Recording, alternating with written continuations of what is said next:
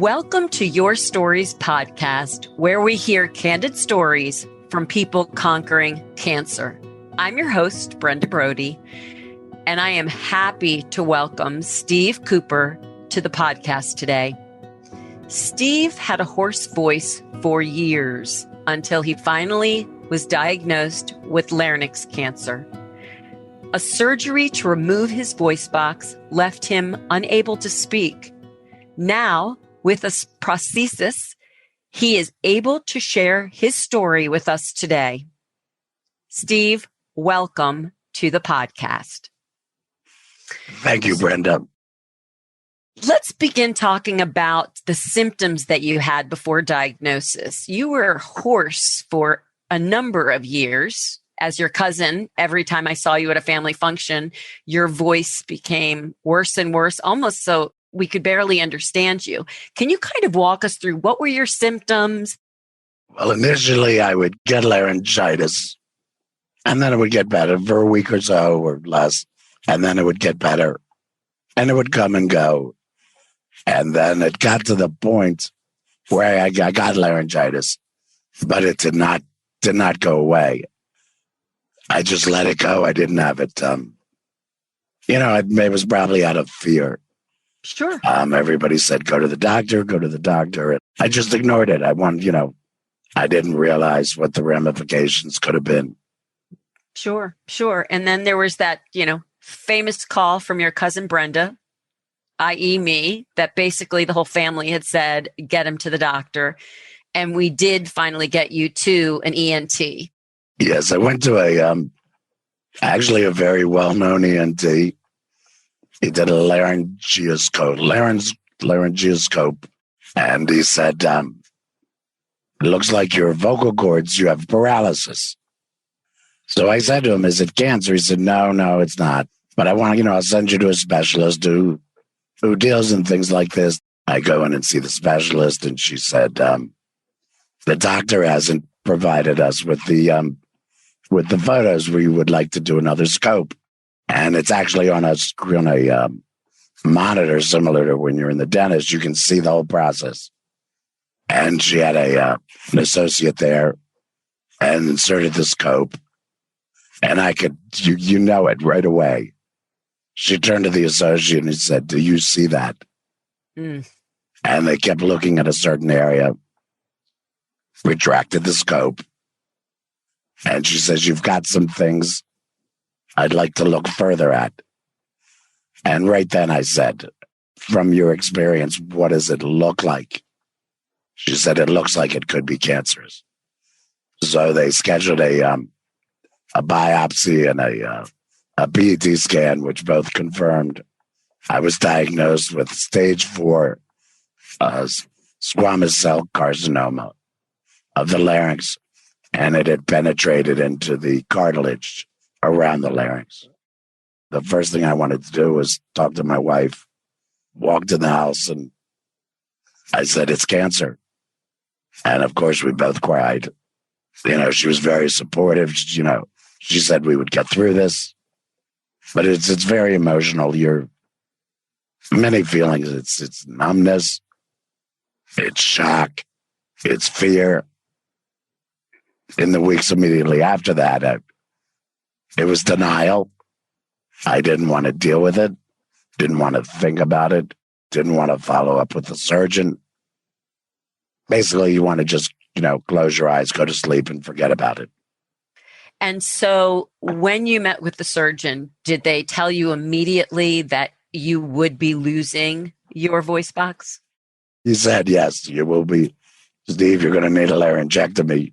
What was your regimen after you losing your voice box, knowing that they were going to then figure out what was the device they were going to give you, but they needed you to heal first?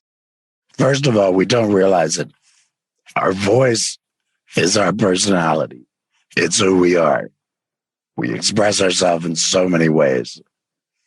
Being without a voice is emotionally, is psychologically devastating.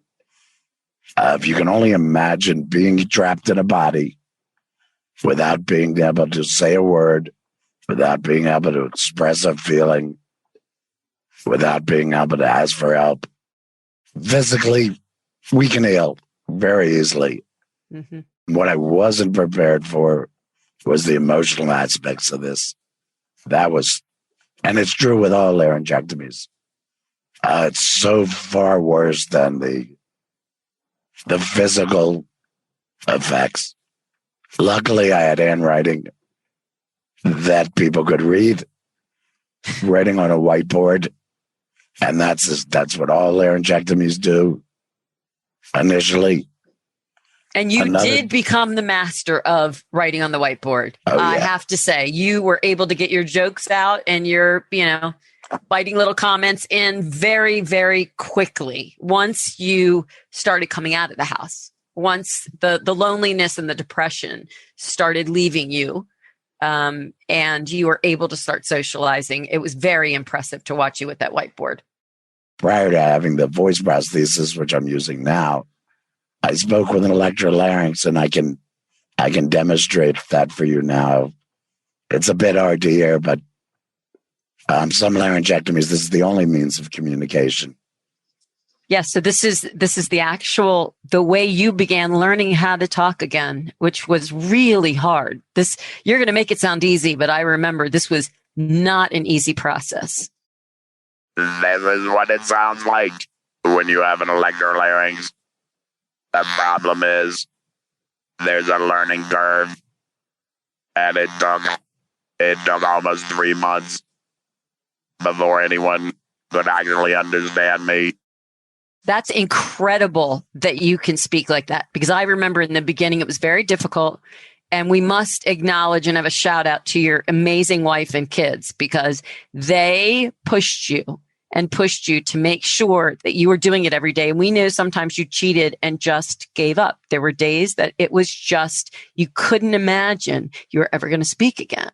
But how inspiring is that you're now able to show others that have been recently diagnosed that there is the light at the end of the tunnel, and one will be able to communicate through some type of medical device at the end of the day.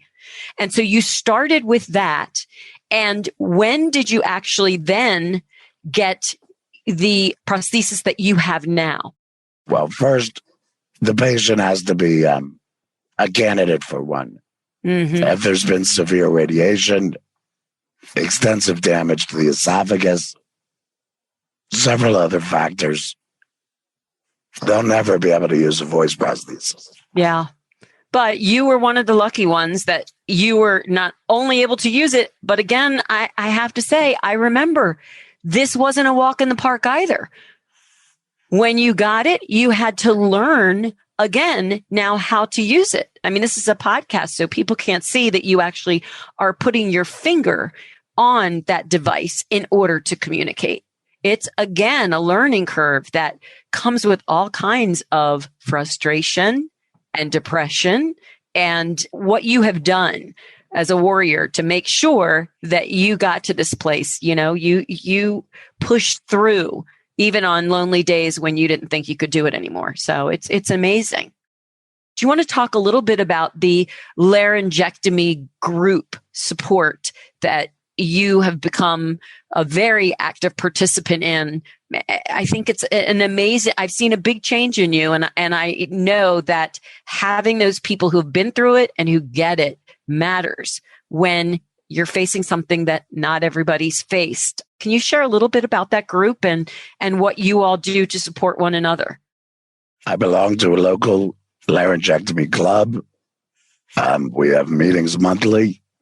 Being with other laryngectomies has been probably the biggest help in recovery and moving forward and accepting this. I also act as a mentor to people who are about to have surgery, mm-hmm. or people who have undergone surgery.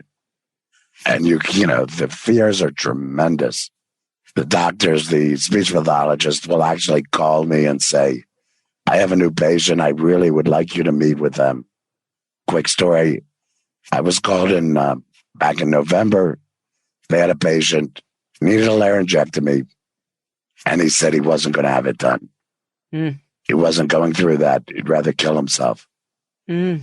So they said, Steve, you got to meet with this person. So actually, he was in the hospital. His cancer was so bad that he couldn't breathe. And I came in, met with him and his wife and another family member. And it ended up being about 2.5 hours I was there. Starting to get a little emotional with this. At the end, he reached out and he grabbed my hand. And this really raspy, whisper of a voice.